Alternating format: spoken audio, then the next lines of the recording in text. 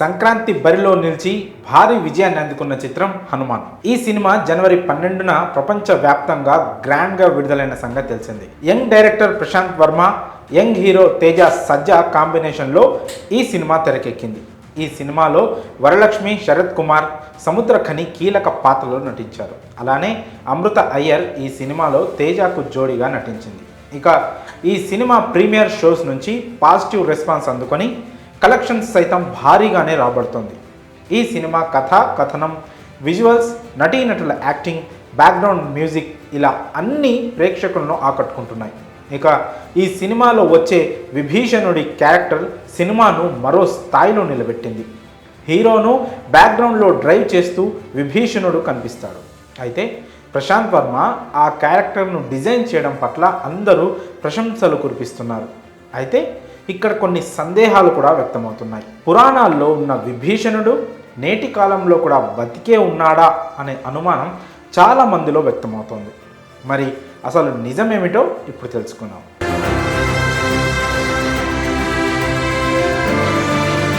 విభీషణుడు లంకాధిపతి రావణాసురుడి సోదరుడు. రామరావణ యుద్ధంలో రాముడి పక్షాన నిలిచాడు విభీషణుడు.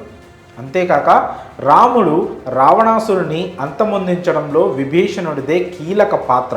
ఆయన ఇచ్చిన సలహాతోనే రాముడు రావణుణ్ణి చంపేశాడు. అనంతరం విభీషణుడికి శ్రీరాముడు ఓ వరం కూడా ఇచ్చినట్లు పురాణాలు చెప్తున్నాయి. బంధాలు, అనుబంధాలు అని కాకుండా ధర్మం వైపు నిలబడిన వ్యక్తివి కాబట్టి చిరంజీవిగా లంకను పరిపాలిస్తూ ఉంటావు అని వరం ఇచ్చారు.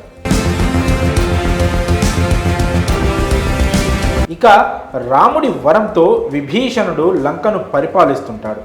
అయితే రాముడు వరం కారణంగా ఆయనకు మరణం అనేది లేదని పురాణాలు చెప్తున్నాయి.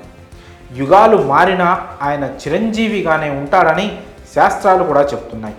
ఇలా భారత పురాణాల ప్రకారం 7 మందిని చిరంజీవులు అంటారు.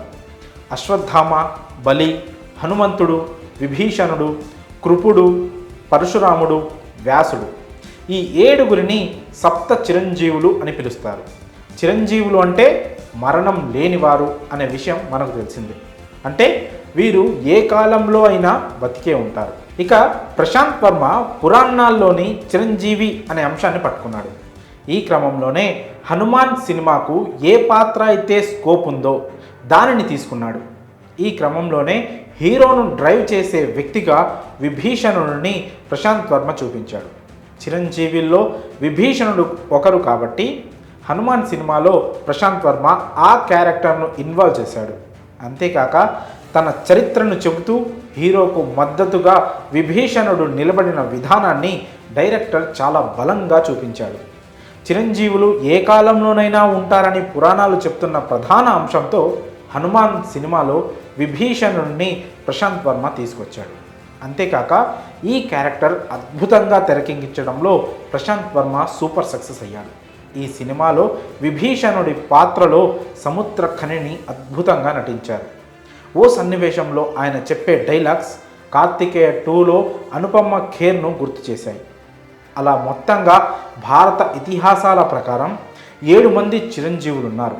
అందుకే హనుమాన్ మూవీలో విభీషణుణ్ణి బతికే ఉన్నట్లు ప్రశాంత్ వర్మ చూపించారు. మరి డైరెక్టర్ ప్రశాంత్ వర్మ హనుమాన్ సినిమాలో విభీషణుడి పాత్రను చూపించిన విధానంపై మీ అభిప్రాయాన్ని కామెంట్స్ రూపంలో తెలియజేయండి.